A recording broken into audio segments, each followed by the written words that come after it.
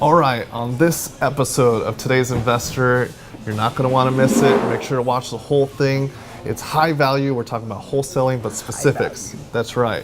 We're going to talk about how to find buyers, how to contract deals, how to sell the deals, and just anything you want to know about wholesaling. Yes, deal structuring. We're going to talk about building rapport with sellers. We're going to talk about the difference between an assignment and a double close, and we're going to be tackling on how you guys can get involved in real estate and build some quick capital. So yeah, stay tuned, everybody.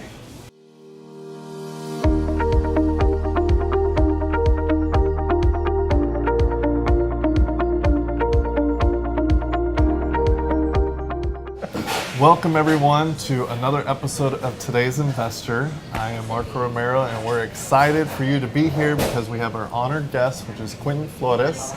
He is a local wholesaler who's done some amazing things here in town, who's helped a lot of families, helped a lot of local investors, teaching people, and doing some great things. So welcome, Quentin. Good to be here. Hey, really excited, that's right. And so we've been talking a little bit on our past episode about wholesaling, so I really wanted, this was special for me, because I really wanted to sit down and talk to you because I know that you're highly successful, you've done some amazing things, and you have a really great system. So I really wanted to delve into some of the advice and tips that you can give to people that are looking to do some wholesaling themselves. But let's start by finding out a little bit more about you. What's your story? Well, my name is Quentin Flores. I'm originally from Cleveland, Ohio. My father was actually traveling back and forth from San Antonio to Cleveland. So you're excited about the recent championship? Yeah, actually, sort of, half and half. Full-blown Spurs fan. Okay.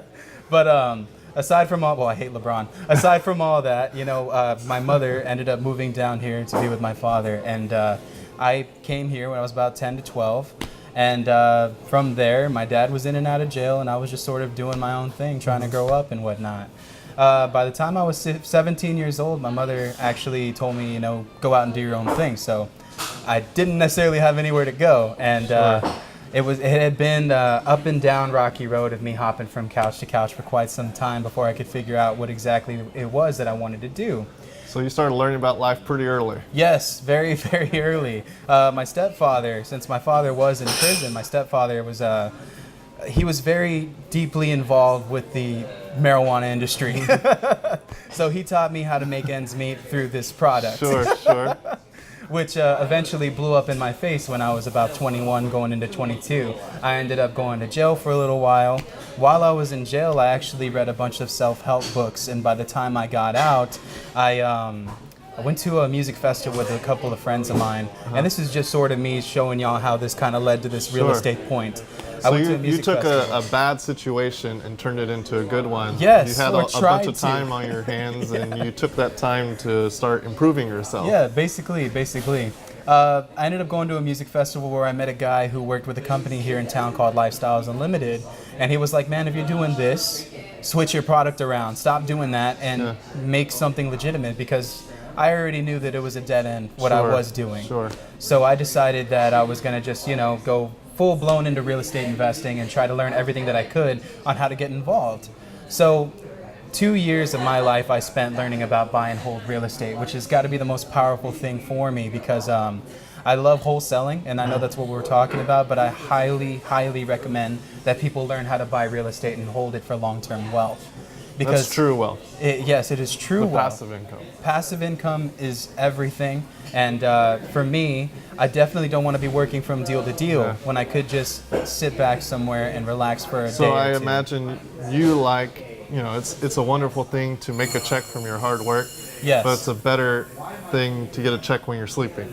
Basically, Okay, all right. Systems are everything. Eventually, I'll have a wholesaling system in place here in San Antonio, where I will also be teaching people how to get involved in real estate via wholesaling, because that seems to be one of the easiest ways to get some quick money, see some quick success, and if you're consistent enough, build a real portfolio and retire yourself one day. It's a great starting point for the new investor, and a lot of new investors either aren't told about wholesaling or don't even consider it. They, go straight into the flashy flipping or let me get the rental, and once they buy their first rental, that was all their cash and that's all they can do. But you're right, wholesaling is a great opportunity to not only get started in the business but to generate some large sums of money rather quickly, but also more importantly, learn the business, learn how other investors look at investment deals so that you can leverage that into your own investing career.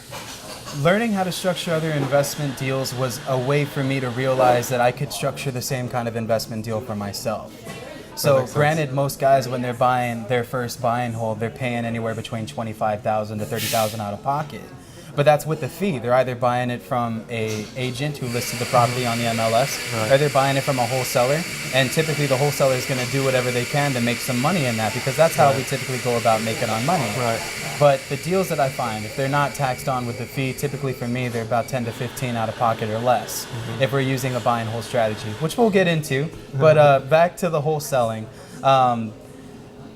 I spent 2 years learning about buy and hold real estate prior to learning about wholesaling real estate. And I really believe that learning how to retire myself through real estate investing has been one of the key elements in why I'm able to do as many deals as I do, and why I'm able to outbid other wholesalers that are bidding on the properties that I find, if and when there's competition when I find them.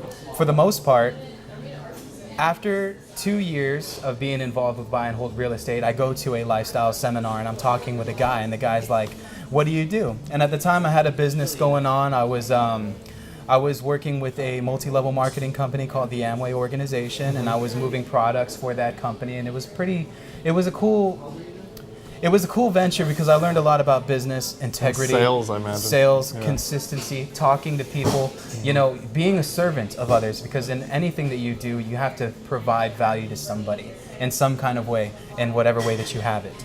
So I was taught that systems were everything, and which was also something that I wanted to implement into my real estate business. I ended up moving from that company to going full-time into my own real estate venture. And I dropped the MLM stuff. I said, you know what, this wasn't for me. I couldn't just keep trying to get my friends to sign up for something every time we sat down or had lunch or anything like that. Not talking down on people who are in this business, because it is a successful platform if you're consistent with it. Right. So you went all in. Yes, I went all in. The guy that I had met at that seminar was like, you don't need money to get involved in real estate, right? So I was like, mind blown. I ascended to another level at that point, and I figured, you know what? Teach me, I figured that if I wanted to get to the next level, I had to figure out a way to get involved, because I didn't have the funds immediately made available, and the money that I was making prior. That's like the number one problem for pretty much everyone that's trying to get started in this business. Exactly. So you found out that, hey, this is your opportunity. This is your stepping platform to get into the ultimate goal, which is buy and hold. So what did you do at that point? Well, I needed a mentor because I heard about it, but I didn't necessarily know exactly what I needed to do. So I went around and I went talking to a bunch of people, started letting them know, like, hey, I'm wanting to get involved. I have a small amount of money and I'm ready to just dive in with it. So actually, one of the guys in the previous episodes that you had shot with reached out to me. His name was Chris Carrillo, and he messaged me on Facebook. So you were basically Luke looking for Obi-Wan. Yes, Obi-Wan. Awesome. And when I finally found my Obi-Wan, he taught me so much about how to structure the contract, about how to get in the deal and then get out. And he actually held my hand through my first wholesale deal. So he filled the gaps for you. Yes.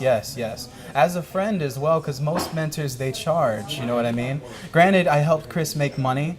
I never paid him for his services, but he was always very willing to help me, and that is one of the best qualities. Y'all partnered on the deal in a sense. We partnered on it, and we got it done. I found it, and he held my hand through the whole thing. That's awesome. So mirroring what I saw from my mentor, I was able to capitalize on what I had seen and move it into the next level. I want to highlight that point because mentor is very important. That's how you're going to speed up your process to go from one level to the next.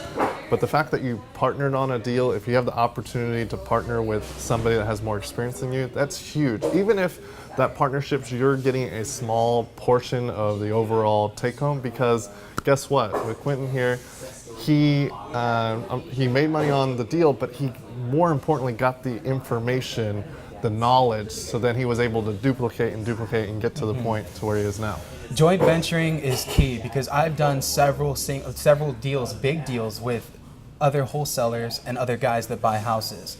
Some guys do everything. They buy and hold, they wholesale, they owner finance, they sub to, anything that they could possibly do to get their foot into a door in a deal. Sure.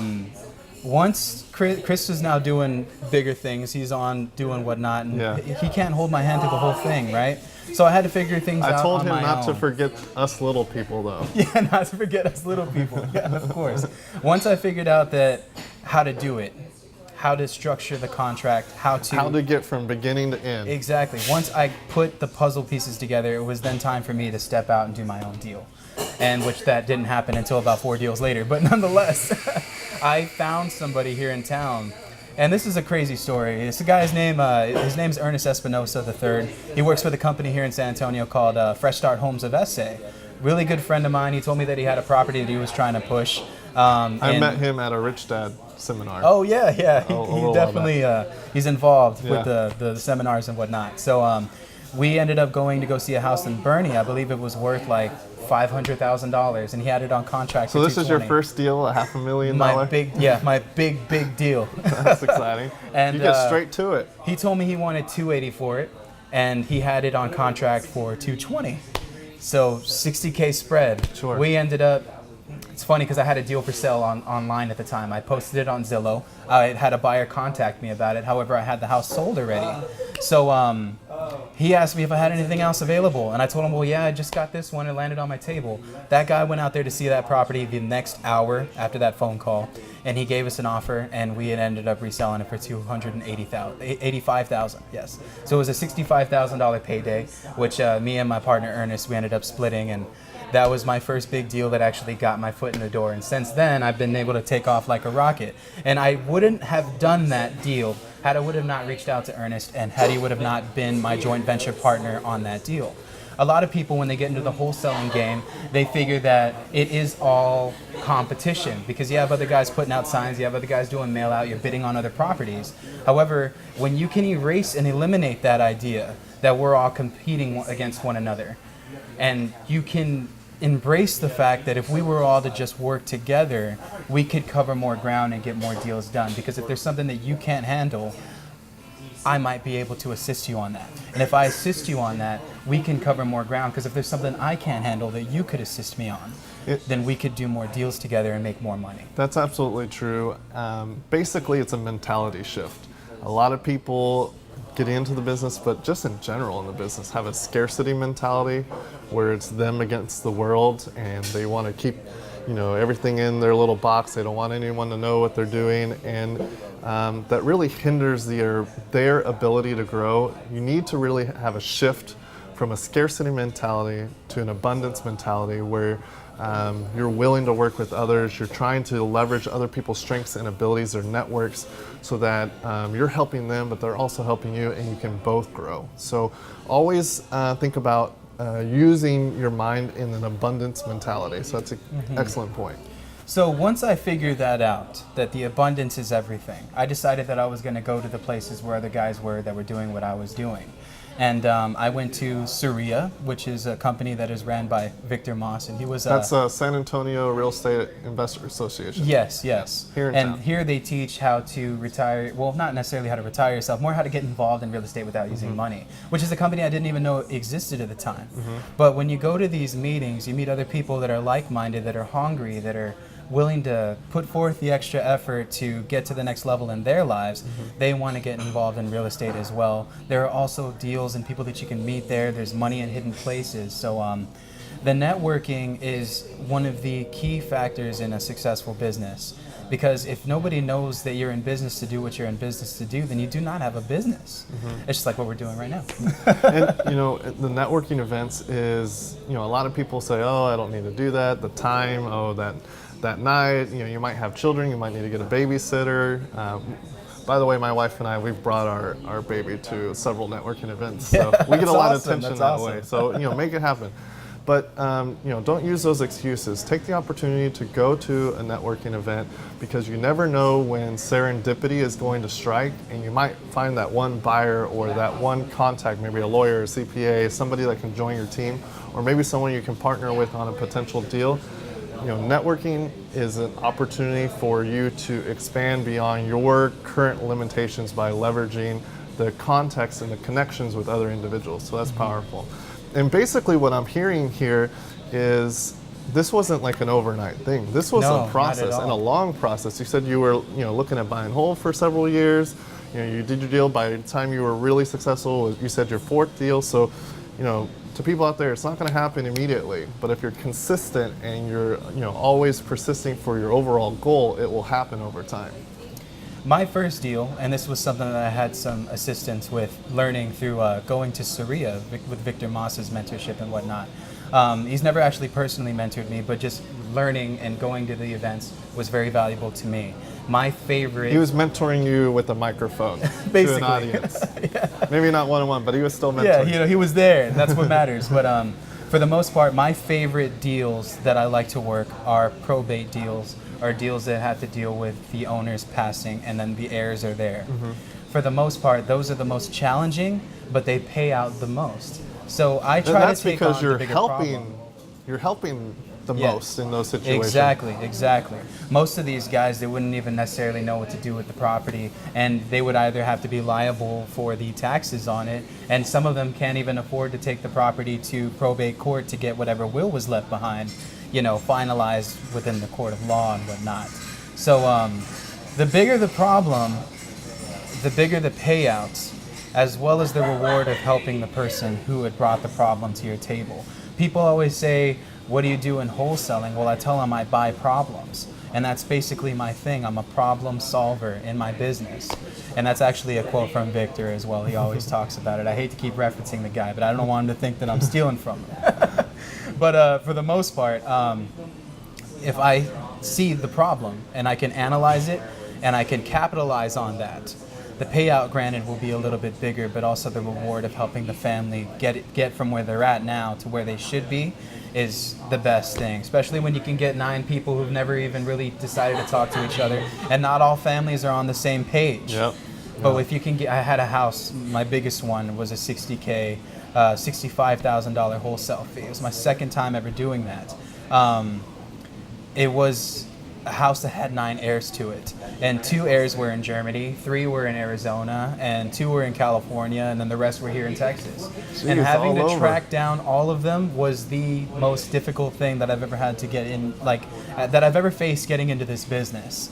And you had to put your backpack on and traverse the mountain trail to find them in a hut over here in Germany. Basically.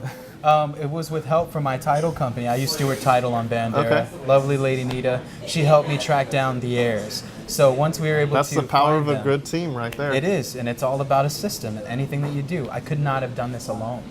And that's one of the major things that I want to highlight in the business is that if you want to go somewhere, you can go alone. But if you want to go further than that place that you want to be at, then you have to come together. Have somebody with you that's going to walk beside you, that's going to help you. So for the most part, man, the system that I've built in my wholesaling business has been accumulation of other investors, title companies, other wholesalers, other real estate agents, anybody that I can get involved with. This is the bread and butter of my business, because I don't do the traditional going out there and putting bandit signs and sending out letters and stuff, because I feel that that is a very industrial. And again, I just want to highlight industrial. Industrial means that I'm going to the place. Nowadays, it is the age of technology, social media, being able to go somewhere in a group where like-minded individuals are on a Facebook page and just post something on there and create value for people to just get attracted to you. Now, this is one of the quotes that I love a lot, and I believe it's from Jim Rohn, but he says that success isn't something that you move toward, it's something that you attract by the person that you become.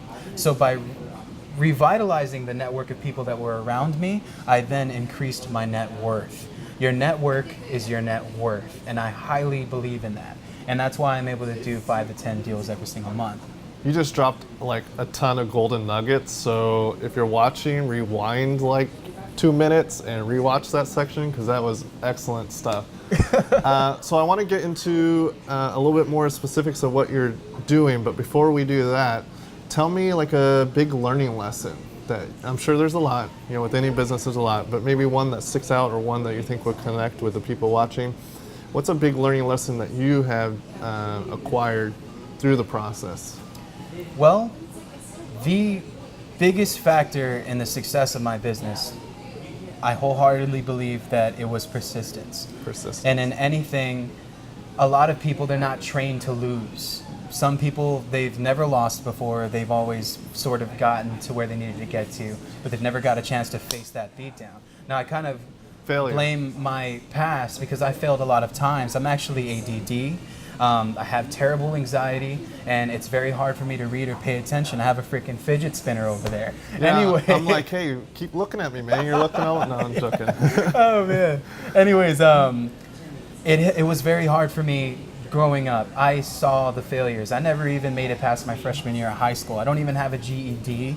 I never went to college. I've never even really stood in front of a teacher for 5 minutes without just being completely distracted. And I learned that when I wanted to start, maybe it just wasn't for me, but when I learned that when I wanted to start business for myself and really make something of myself, I feel as if the failures that I had been through in my life had led me to this point, and everything was a domino effect to where I needed to be at. So I'm very hard knock when it comes to learning. I'm very persistent, and because of the past times that I have failed in my business, I have made it a point that I will do whatever I can to never fail again. Granted, I'm always failing, and that's not a promise that I can keep to myself. But with every failure, I learn. I don't call them failures, I call them learning opportunities. And the more that I fail, the better my chances are at success. That's an excellent point because naturally, we're basically taught to never fail, and with a lot of people, there's a built-in fear of failure. And I don't want to fail, I could lose this or I could lose money, but the way you phrase it is failure is really just a learning opportunity in disguise. And again, that's another mentality shift. If you go from avoiding failure to embracing failure and trying to absorb the most that you can from a failure, it can make you that much better. It can be adding a piece of armor to yourself so that you know what to be looking for in the future and improve yourself to where your business is growing and you do better over the course of time. So that's excellent. Okay, so obviously a wholesale deal starts with a deal itself, Yes. a contact, a lead. How do you generally go about it? How would you recommend people kind of get started to where they can generate some leads? The best thing to do is to just get involved, and I mean just dive straight into it. There's a couple of ways that I would recommend. If you're starting out in the business and you don't necessarily know exactly where to start, I would go to companies like Surya, where you can find like-minded individuals who are hungry and are willing to learn. Those are mentorship groups where they'll teach you exactly how to do what I do. Typically they also charge, so I mean be prepared to pay for the education. If not, then there are also other ways that you can go about doing it. I mean, but going to an event like that, I think they charge what, like $10 at the door or something like that? Yes, 10 to 20. So I mean, come on. If If you're trying to get into real estate, it's worth it. Yes, it's definitely worth it. It's definitely worth it. If not that, join educational platforms on Facebook, groups and whatnot about wholesaling. Because I truly believe that anybody can just go out there and wholesale right now if they wanted to. It all starts with being able to find the property, which is the hardest part. A lot of people are concerned of, when I find the house, well, how do I sell it? Where is the guy that's going to buy it? Well, none of that matters if you don't have the house in the first place. When you have a good product, it attracts quality customers. Yeah, I tell that to a lot of people the same. I mention that a lot. A lot of people will say, all right, I need to focus on finding my cash buyer, building my cash buyer list before I even go and find the deal. And I tell them, no, focus on getting the deal, because if you have a good enough deal, you can just say, look at my deal at the Surrey event, look at my deal. And if it's a good enough deal, they're going to be like, oh, I'll buy it from you. So if you have the right property at the right price, finding a cash buyer is not difficult. Go to a local auction in your county, and I guarantee they're over there trying to buy houses. If you have it at the right price, you got yourself a cash buyer. So I totally agree with that. Yes. So I mean, as far as getting involved goes, it's all about just diving into it and going out there and meeting the people that you need to meet to get your business situated. Because if nobody knows what you want to do, then you're not going to have a business, like I was telling you before. And I firmly believe that if you want to go somewhere, you need to figure out where the people are who are at where you want to go.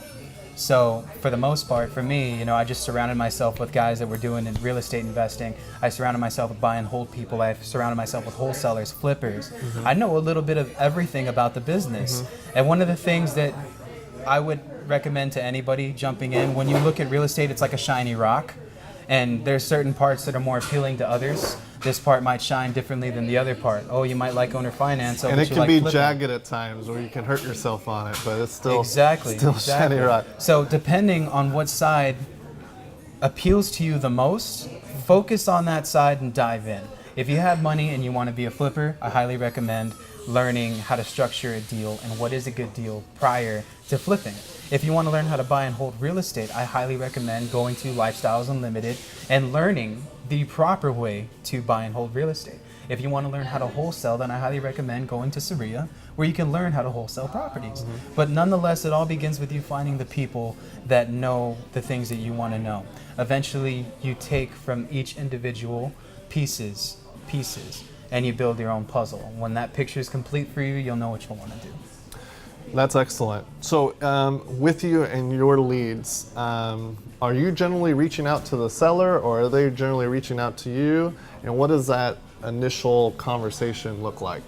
Well, for the most part, it's both, and it depends on the scenario of the property. Now, the way I market typically to people who have sort of lost a family member, or for whatever reason they inherited a property that now they're liable for and they have to pay taxes on. So to me, that's the most motivated seller. And if I'm going to approach one of them, I'd have to be of service to this person. If I make it seem like it's all about their house and all about the money that I'm going to make, then what kind of person does that make me? That makes me greedy. People buy from people. Now, this is something that I learned from my mentor, Chris Carrillo, and he told me that when you are buying, you're selling. And you need to sell this person on the fact that you are the right person to buy their property. And the way that you do that is by being a servant. What problem do you have? What is going on? How can I help you? And when you provide value to this person, it's more or less, you're not taking from them, you're standing beside them. So you're standing beside them and you're walking with them. When you use words like together, like we, these things eliminate all me. And it becomes about what we can do together to get this house situation figured out. And when you make it a team type of thing, then the possibilities are endless, and the seller will fall in love with you, basically. Yeah, that's a great point. You know, that you're saying on the initial conversation or conversations that you're having with the seller or the person in charge of the property, you know, you're basically talking about more about them and their situation, their potential problem, and how you can be a solution to that problem if they work with you. And I think that's a huge component. A lot of people get hung up on the house, and then they start counting their money before they even have a contract, and they're thinking about how much money can I get out of this house or even this person. And that's, again, another mentality shift. It's about focusing on the individual, and what you'll find is if you make that a habit, you'll have more deals that successfully come to you and that you can successfully close. But additionally, you'll have situations I know this has happened to me personally, where a seller chooses to go with you because you're trying to help them, you're connecting with them on a personal basis, rather than the next person who is even offering them a higher price, because you're trying to help them in their situation, you're focusing on them and their problem, and you're trying to guide them through it. And like you said, you're approaching it from the aspect of being a team with them for a common goal. Yes, exactly. Which is awesome. So after you have that conversation, when do you start talking about price? Do you do that in the first conversation? Do you do that later on, or how does that get worked in? Typically, I analyze the whole situation. How much money do they need to carry themselves forward? What could I possibly squeeze in? Even if I move the deal for free, which I've done deals like that before. Because to me, it's the abundance mentality that needs to kick in right away. If I know I cannot make money from this, I'm not losing by helping this person regardless. And most guys do not do that. They'll say, oh, well, you're not helpable because I cannot make any money off of that. Right. But if I help this family, and even if I do not make any money out of this deal, this family has several brothers and sisters, friends, their own little group of people that they've been connected to throughout their lives. How many hearts am I gonna touch by helping this family out? And they'll remember you. They will, and they will tell other people about my business. And this has been another key thing in my business, is to do right by people. When you do right by people, regardless if you're making money out of it or not, if you're always making it about yourself, you're gonna fall down a greedy hill of destruction. If you're making it about them and entirely about them, and you're being a servant to that person, then you're going to see massive success, even if you don't see it right then and there on that deal. So it's kind of a natural conversation. You kind of assess it. You're doing a lot of information gathering to figure out what you can do, how you can help them, how you fit into the equation to be able to assist in that scenario, in their situation. And then after you do that, you talk about the price point. Do you go and look at the property? You try and do that Yes. quickly? What does that look like? I use an equation whenever I assess a property accordingly. Typically, it's a quick repair analysis of what the house might need and work. Once I have that deciphered, I know what an investor, my guys, will pay for it.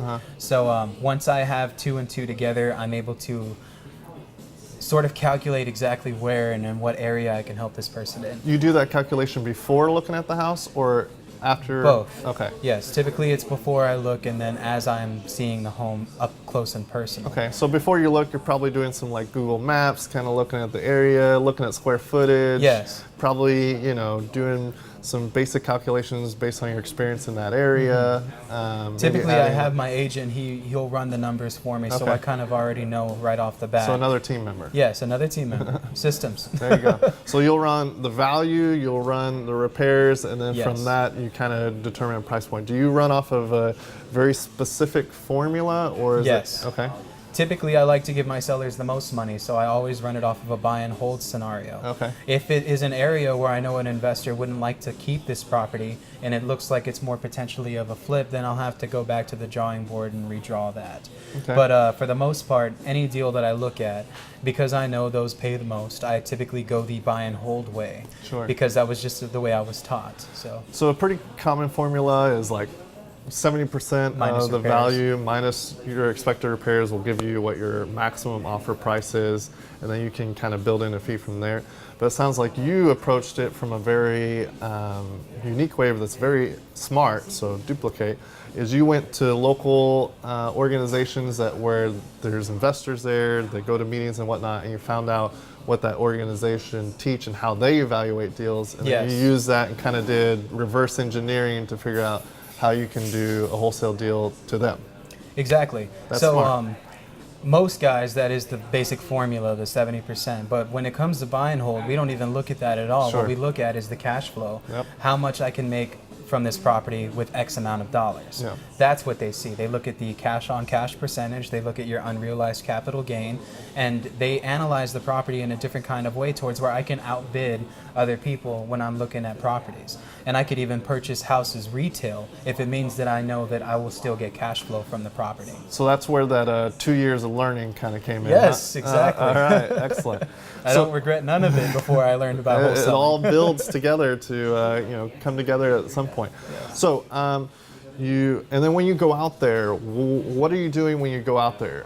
Is there particular items that you're trying to do? Obviously, you're trying to assess repairs, but is there a type of conversation you're trying to have with the seller? Do you bring a contract with you? What does an appointment look like when you It's go to the always house? good to come prepared. So typically have a contract written up, because when a seller makes a decision, there's that split moment of hesitation. If you don't capitalize on that moment, and for whatever reason, let's say I was like, well, I didn't have a contract, I'm gonna have to go to my car real quick and write one up.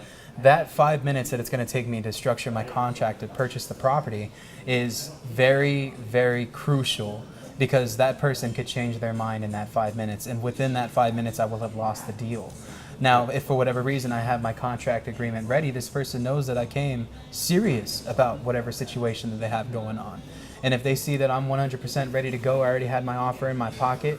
Typically, if I don't have my offer in my pocket, we'll go to the negotiation table and we'll figure out what that offer will be. Nonetheless, I try to meet the seller's requirements in every single kind of way towards where I can still make some kind of money doing whatever I'm going to do and then move on to the next house. That's beautiful. I really want to highlight that point. and for me personally, I have also seen success with this, is when I was doing a lot of wholesaling myself, I was trying to create it very systematized to where I didn't invest as much time into a potential deal. So I would always try and contract the deal, sometimes without even looking at it. And those deals are great in certain scenarios. But if you're trying to really connect and get a deal done, it's always best to do it in person, where you're sitting down talking to a person. Someone can always hang up on the phone. Someone can always, there's that level of separation when you're on phone or text message. But if you're in person, you're talking to somebody, whether it's like this or across the table, you're connecting with them. You can find out some more about their story, learn about more of their problems. And you're right about bringing the contract. That shows a level of professionalism, but you can go over the contract item by item. They might have a hesitancy or a reluctance because of a specific paragraph in the contract that they're not mentioning to you had you been talking over the phone, but in person, they're more comfortable. They can talk to you about their hesitancy, and you can describe it an item in detail. And right there in person, you can say, "Oh, you didn't like, let's say, 100,000. Let me cross it out. Let's do 95,000 or 105,000. Excuse me, to make the deal work for you or whatever." But you can do it right there in person, and your success ratio of getting a contract dramatically goes up if you do it in person and you come prepared with the contract. So definitely incorporate that if you're trying to do a wholesale deal. Rapport and synergy are extremely important, and these are things that you cannot tap into over the phone. I mean, I've done deals over the phone before. I've sold real estate in Arizona. I've done 2 deals in California, and I did a few in Poteet. And this is a county not a lot of people like to do deals in, but I like to travel to markets not everybody else is sort of tapping into. But for the most part, being in front of the person and creating that relationship is everything when it comes to structuring a deal. And this is another thing I really, really want to mention that I feel is extremely important, and it's something that I see a lot of wholesalers make as a mistake, and that is being a robot. And what I mean by that is either you're sounding like a robot, you're sounding like you're in a freaking commercial for whatever reason. People buy from people. So as you see me right now, I got my coat, V-neck, I'm showing my tattoos and stuff and my rings and my holes in my ears. This is who I am. I'm gonna come as I am. You're real. And you're gonna talk to somebody who is gonna connect with you because I've been to where this person has been. I've been through a foreclosure. I've been homeless. I've been everywhere. So when it comes to me, I'm not gonna mask who I am for anybody. If I know that I can relate to this person, I'm going to do everything I can to build rapport. Granted, I'm going to try to mirror them the best that I can, but what's important is not being a robot. Sure. People do not buy from robots, they buy from people. And if you can show them that you have heart and you're not some tin man that's just trying to make an offer on their property, then that's key, man. I'll tell you right now. So I'm a robot in disguise here. My personality is I'm not good talking to people naturally. I'm comfortable in front of a computer and those type of things.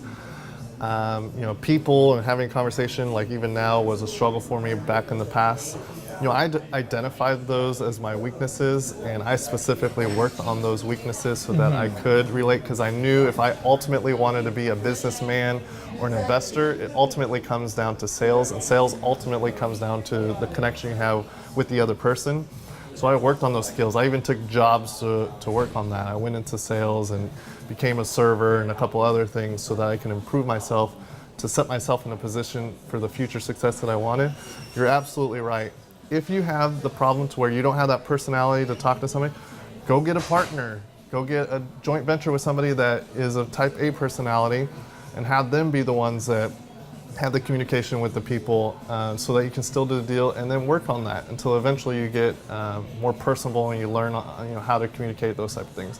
But I just wanted to address that because I know there's some people out there that are a little uncomfortable. That's one way to handle it. Yes, of course, of course. So, okay, let's say you met with somebody, you brought a contract, you talked about the repairs, you came to an agreement on terms and price.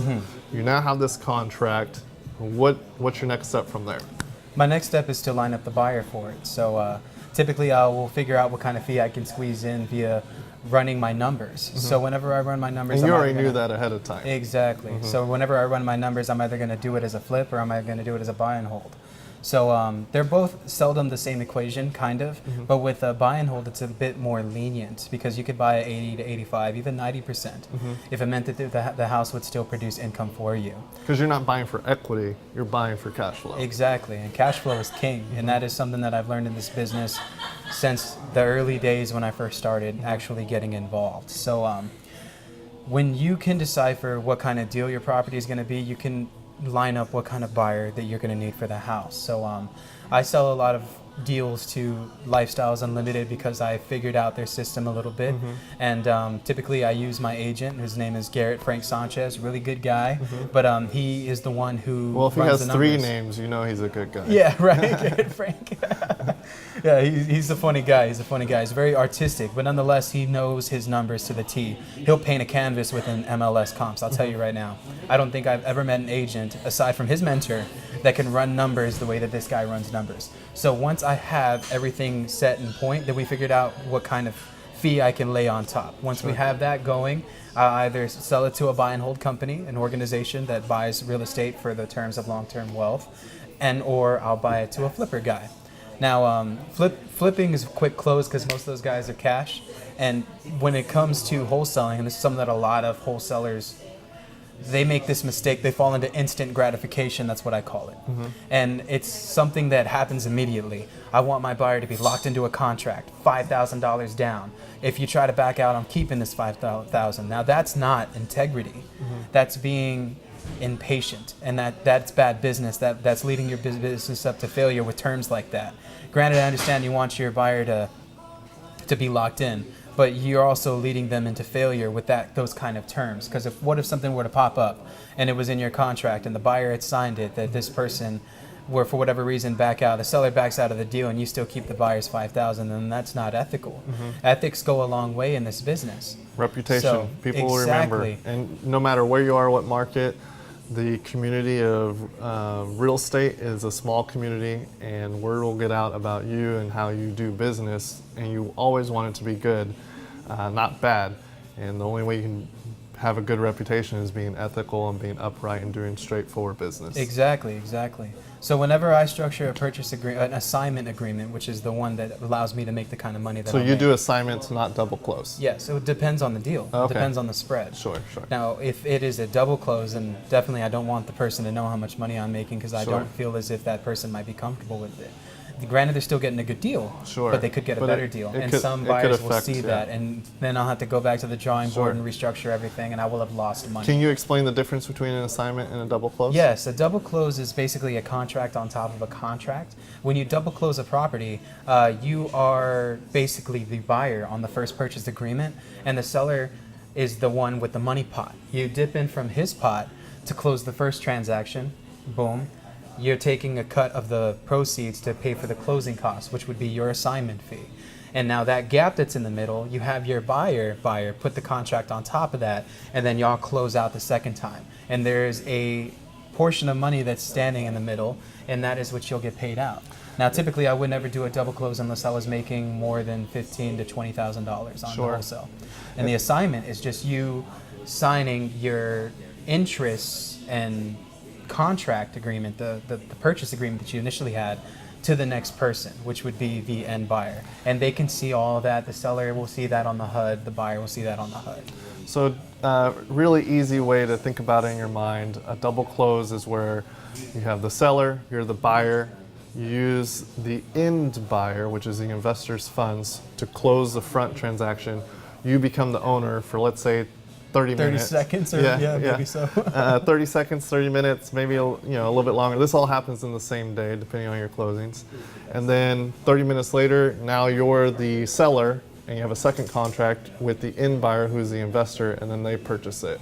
And they're two separate closings, so they have two separate sets of closing costs. It's a little bit more expensive, but it keeps the numbers separate on the individual closings. And then the assignment is basically a seller has a contract with you as the buyer, you find an investor, you assign your rights to the investor, so the investor takes your spot in the contract, so the seller sells the property directly to the buyer, one transaction, and then there's an assignment fee for that, and that's the difference. So depending on the deals, how you kind of structure, whether or not you do a double close and assignment. By the way, not all title companies can will do double closes or assignments. You need to have a conversation with the escrow officer at the title company, and you're looking for a title company that is investor friendly. There's some title companies that do not understand investment deals or try and stay away from it. They like retail transactions. So find an investor friendly escrow officer at a title company, and quite honestly, in your first few deals, they'll tell you how to do it. They'll walk you through it, and it's a simple process. Not all. Yeah, that's why you need to find the good ones. Definitely the good ones. And so you recommend Stewart Title? Yes, Stewart Title, yes. How'd you find Stewart Title, by the way? A friend of mine, we were doing a double close there. They were one of the only title companies here in San Antonio who will dip into the investor's pocket so I don't come out of pocket for the first close. Typically, not all title companies do this, but if there are funds lined up, they can tap into the funds to close the first transaction where essentially you become the owner. And then you resell the property the same day, literally within minutes, to the next investor. But they use the end buyer's money, so I do not have to come out of pocket. That's critical because some other title companies might do a double close, but they want the funds separate. So they'll ask you as a buyer in the first transaction, let's say it's a $60,000 price, you need to bring all $60,000, cash in your check, take ownership of the property, and then when the second transaction happens, you get refunded through the sale, but you still need to bring that initial $60,000 to close it. Whereas, as he described it, you can use the seller's funds to close a front transaction, and you don't have to come out of pocket, which allows you to be able to do the deal. So that's important. That Bernie deal that I was telling you about at the beginning of this video, the one where I had a 60K spread, I was working with my partner, Ernest. Well, he had introduced me to Stewart Title. So once I met that lady that was working that deal, and she told me the kind of closings that they do and how they assist you as well in finding heirs, I was pretty much sold that this was going to be the title company that I've used. Now, I've closed about 20 deals this year so far with this title company. You're a busy guy. Yeah, basically. And they're all wholesale deals, and some of them double closes, you know what I mean? But we have 5 more in the pipeline as well. We, meaning me and my students that I teach wholesaling. And we basically tackle it all together, and we fundle all of our business through Stewart Title because the less out of pocket that I have to be, the more profitable that I'll be in the transaction. So, Yeah, I mean, all about leverage. I could buy the property and close on it myself, but why would I have to if I could just use this other outlet, this part of the system, to get the deal done and be less out of pocket, as well as being less at risk. Because if I were to buy the house and close on it, then there I am with the property. Let's say my buyer backed out for whatever reason. Well, then there goes my funds. Right. So to go back to what we were talking about earlier, as far as selling the property to an end investor, you mentioned that you had a local organization, and you kind of, when you do your deals, you reverse engineer what the end investor is looking for, so you can make sure that you're providing that product. There's a fee in there for you. So when you get a contract and at that price point, you already know who you're going to be shipping it out to because you kind of have done the backwards math in a sense. So the big key for somebody trying to sell their property is go to local organizations, because if you build a contact, like you said, at one organization, you have access to all their clients or all their members, and you have better exposure.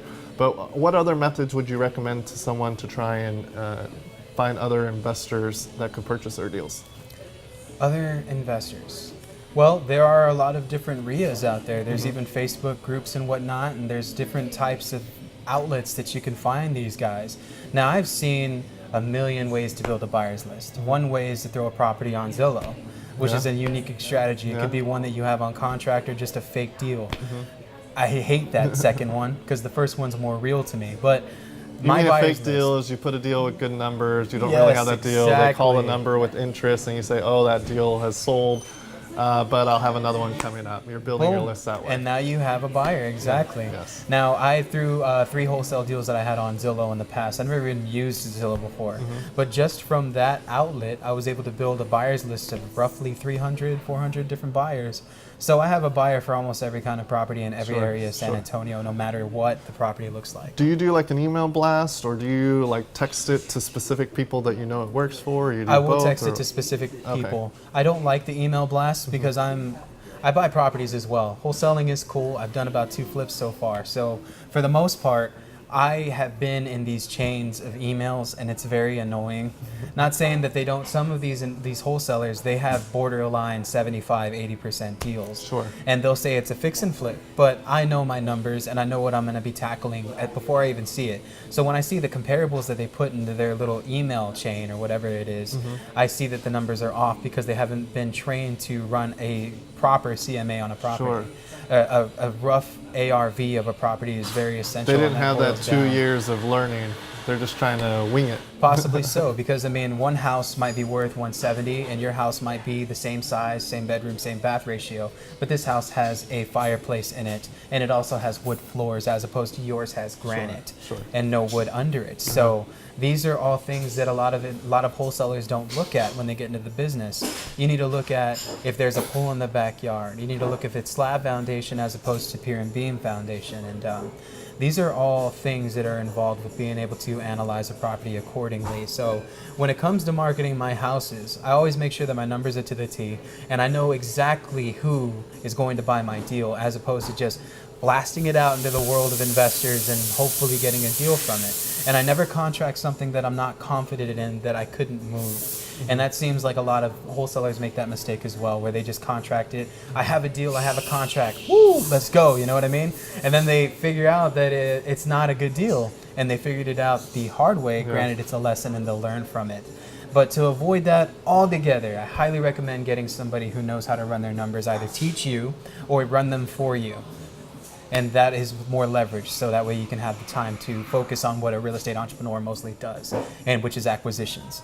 So if you're spending time running numbers, very time-consuming thing. You could have spent that time focusing on acquisitions while you had an agent in there that's working side by side with you, run your numbers for you, so that way you know exactly to the T, you know, what this property is worth and where I need to be at.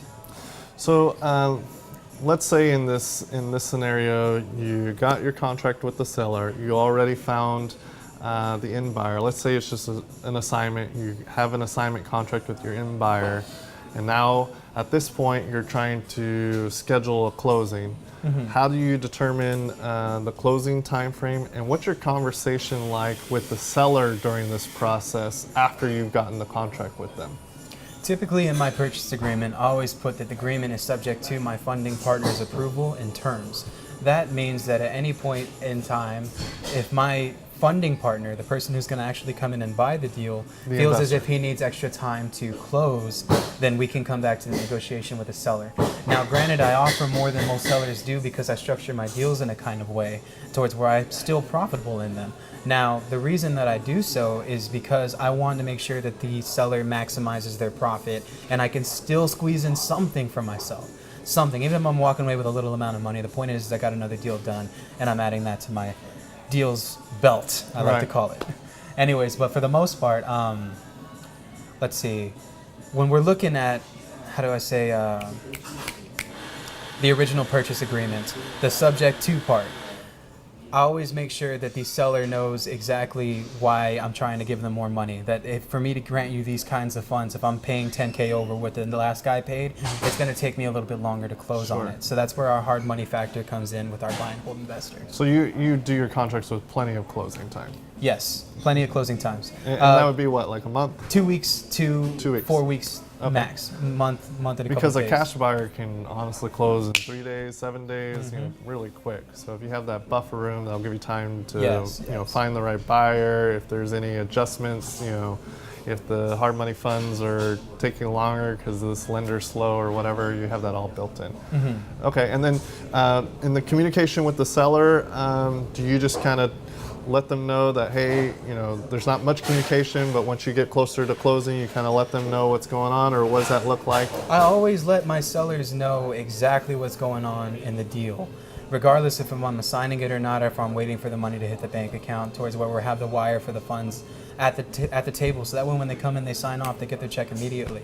Some people, they want to go in and they want to get paid, so I try to offer that service to them, you know what I mean? But I always let them know that whatever time frame that we're working with when it comes to the original agreement, that, you know, it's going to take me a little bit longer to gather the kind of money that they're asking for.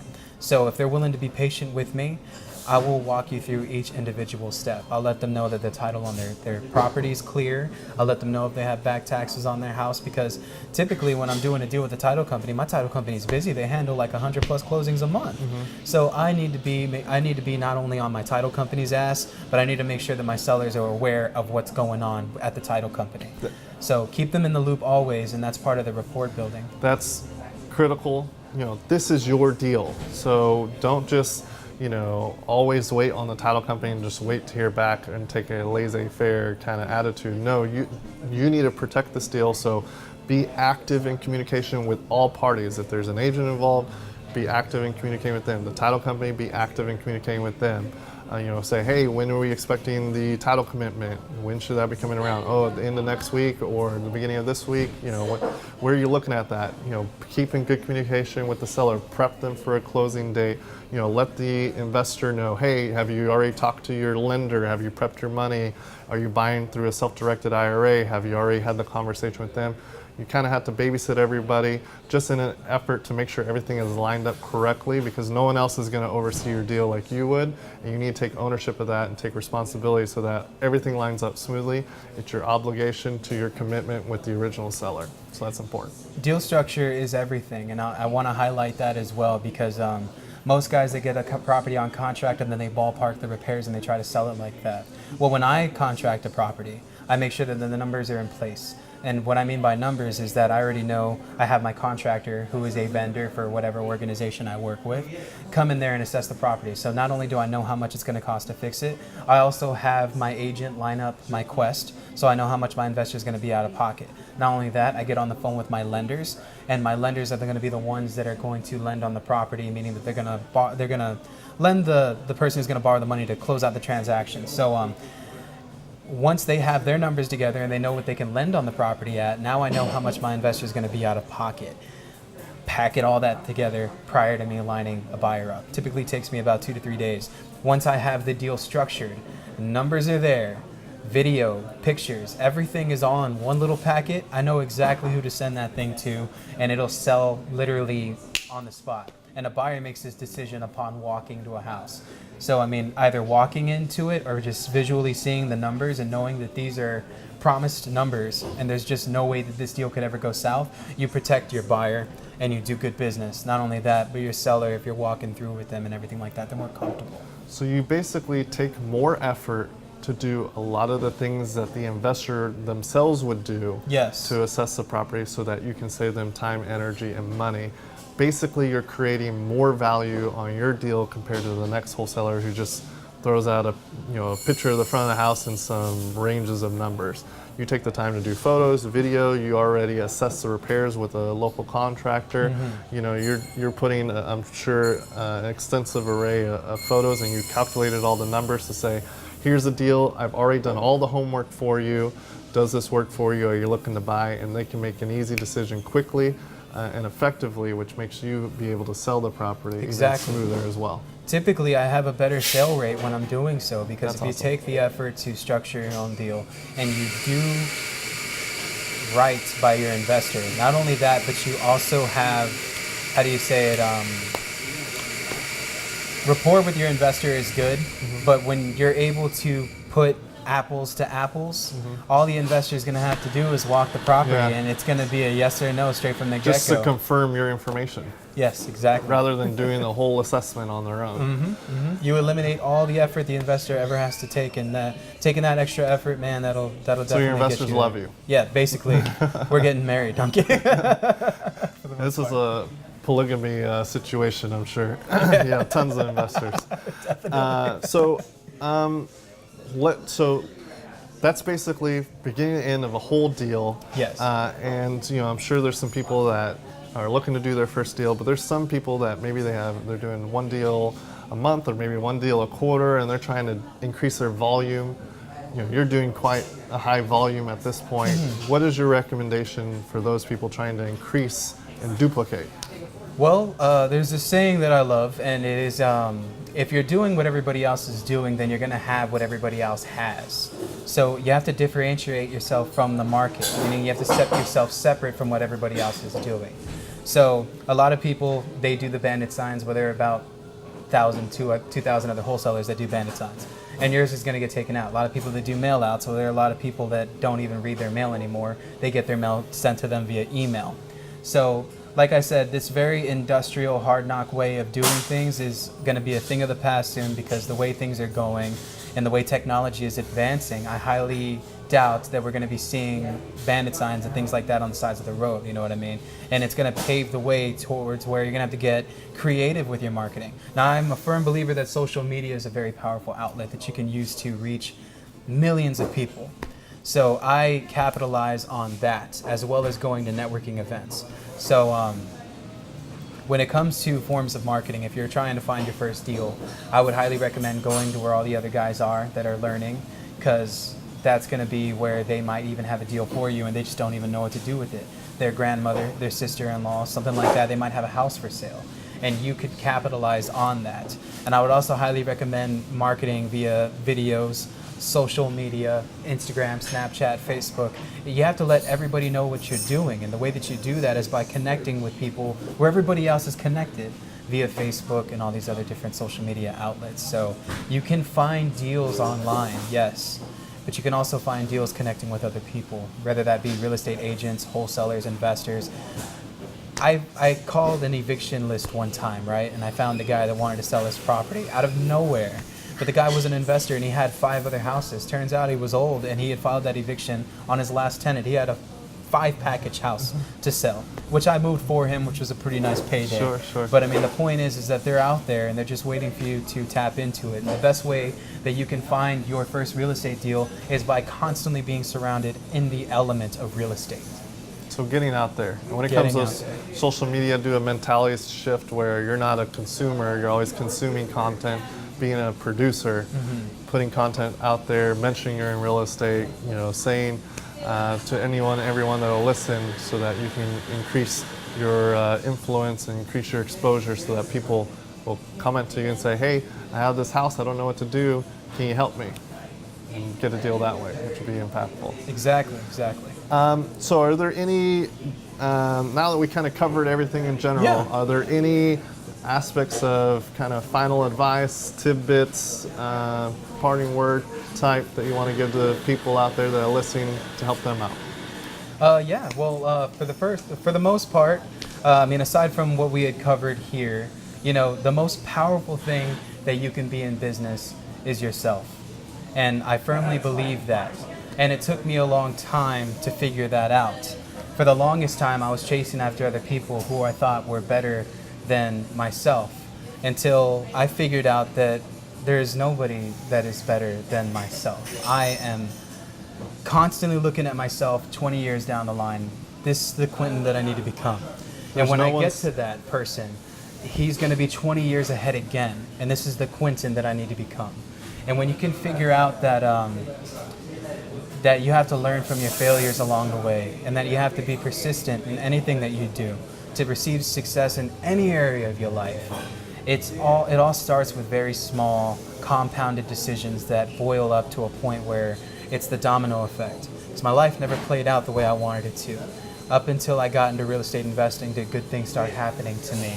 And the only reason that happened, well, I'll say that my wife and my son are a very big motivation for me as well, because the moment that my son was born, I was like, I have to take my business to the next level, you know what I mean? Because as a man, you have to lead your family, you know what I mean? You have a child, I completely understand that love. And since then, your business has probably exploded. And that's the same thing that's happened to me. Have a kid. That's not exactly what I'm saying. You know, have triplets. You'll see exactly where you get to. But when you are looking at yourself, be yourself, because that's the most powerful thing that you can be. And people always buy from people. They'll never buy from robots. So when you are buying something, sell yourself on being that person that is going to buy that something. So I'll leave y'all with that. That's excellent and beautiful. I almost interrupted that too. I was just going to mention that Brian Tracy has a great quote where he says, there's no one better than you and there's no one smarter than you. you know, you can accomplish your goals. You can exceed all the limitations that you have in your mind. You know, wholesaling is just a platform, a stepping stone, an opportunity for you to further yourself, to grow as an individual, to bring in more money for you and your family, you know, if you have children or triplets. Triplets for sure. That's right, and be able to progress to the next level, which might be flipping or might be buying and holding, and then, you know, that is a level in itself that can lead to the next component. But don't be fearful, go after your goals, achieve what you were set to achieve, and the dream that you have inside of you, so that you know, you are fulfilling your life to the fullest capability. So definitely go out there and take action. So, Quentin, you shared a lot of excellent information. You gave a lot of value. You gave a lot of feedback. You briefly mentioned earlier that you have some students. But if there's people that wanted to reach out to you, ask you some more questions, learn from you, connect with you, help you, provide value to you, how would people get in contact with you? Well, you can call me at, this is my direct line at 210-896-0713. You can reach me there anytime. I'm 24/7. Just don't call me at 4 in the morning, kind of. Anyways. 3 in the morning is okay. Yeah, though. you can add me on Facebook at Q Quentin Flores. And you can follow me on Instagram as well at Quentin_investor. So, yeah. Anything that you guys would need if you're interested in getting involved with the business, I do have a mentorship program, and I'd be willing to help you guys get started, take that first step to build some capital to do what you need to do with your business and to take care of your family. Yep, he said it earlier, you know, a lot of the key to his success was having the proper mentor when he started. Mm-hmm. So if that's something that you're missing, you know, reach out to him. He's very accessible. Plus, you know, since I've joined or become friends with him on Facebook myself, you know, my entertainment level on my Facebook feed has greatly increased. So he's fun to watch in his posts and whatnot, and that in itself is worth it. So make sure to reach out to him, connect with him, and take advantage. He's very open and willing to help people out there. That was it. Yeah. Appreciate it. Thank you for having me, guys. We wanted to say thank you for coming. Yes. I really appreciate you. It was a pleasure. This was an excellent episode, and you know, like, comment, share, get this word out to a lot of people. There's a lot of great information here that people can take value from. But thank you. Enjoy the rest of your day. Thank you, guys. Y'all have a good one.